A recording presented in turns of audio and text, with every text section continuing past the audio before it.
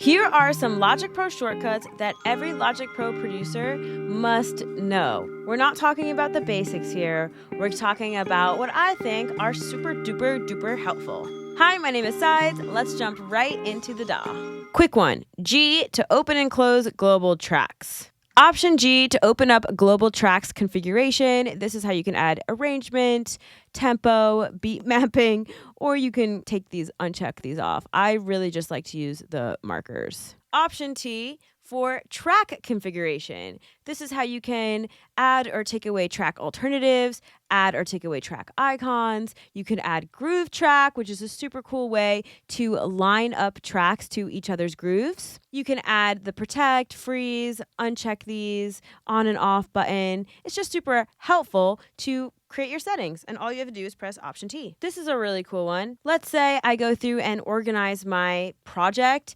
and these are hats, so I double click here, do hats, but I want the region name to match the track name. All I have to do is make sure they're all highlighted and press Shift Option N, and bam, this label hats matches this label hats. Let's say I want to select everything but these hats. So I have these selected. Now all I have to do is press Shift I and bam, everything else is selected. Shift I just means select inverted, and that is super helpful. And you could do that also in the piano roll. Let's say I want everything selected but this note. I just press Shift I, unless I want to delete them all. Goodbye. I don't want to do that, so Command Z.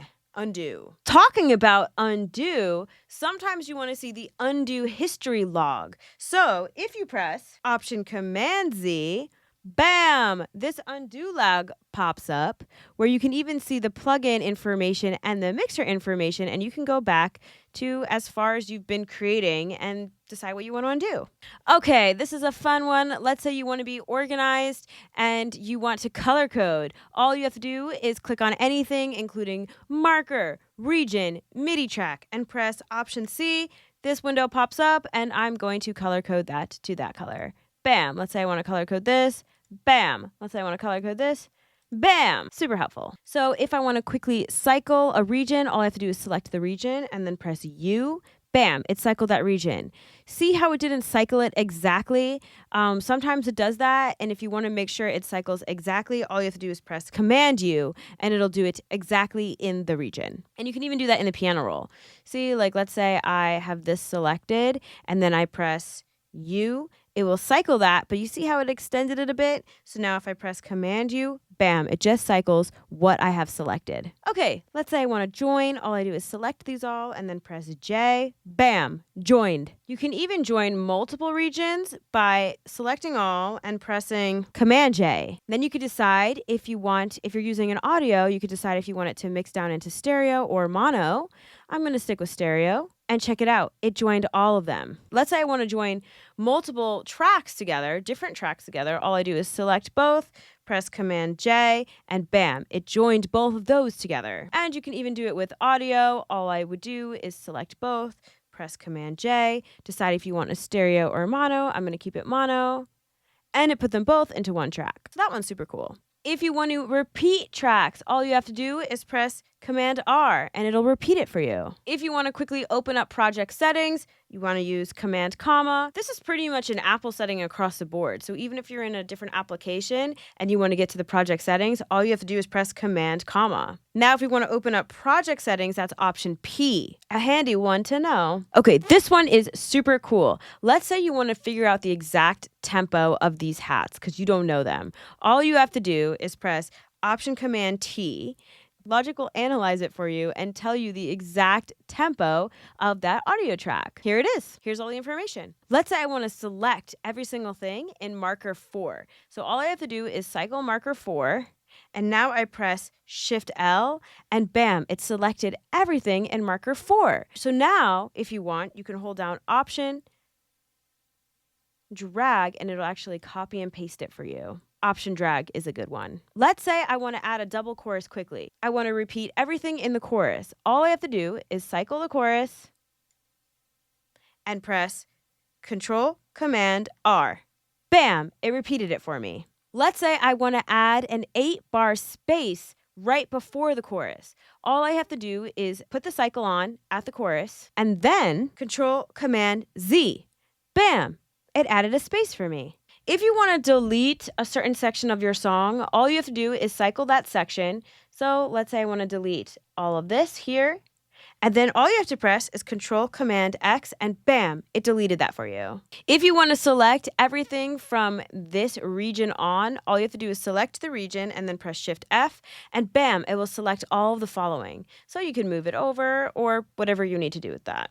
And it also does that in the piano roll. Let's say I want to select all the MIDI notes after this note. I've selected that note, and then I press Shift-F, and then it selects all of the following. And this one is super cool. Let's say you want to add automation onto your stereo out channel. What you can do is press Command-2 to open up your mixer, and now select any aux track you want. I'm going to select this master, and press Control-T, and bam, now it's in the region window. So if I wanted to, I can automate the volume in my master.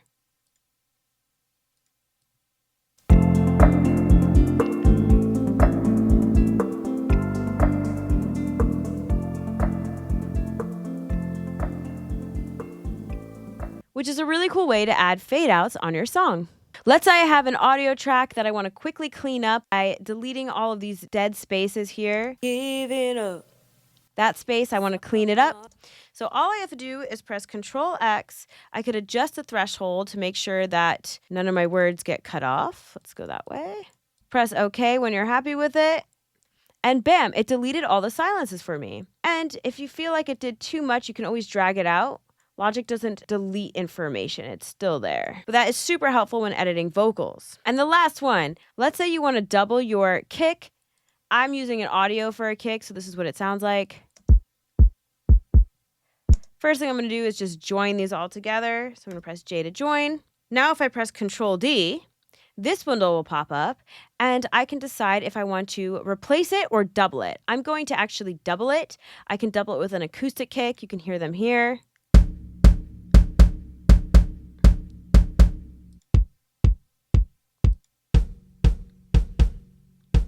That one sounds good. Now I'm going to press OK. And you can see Logic actually doubled it and even added a MIDI to go along with the audio drum.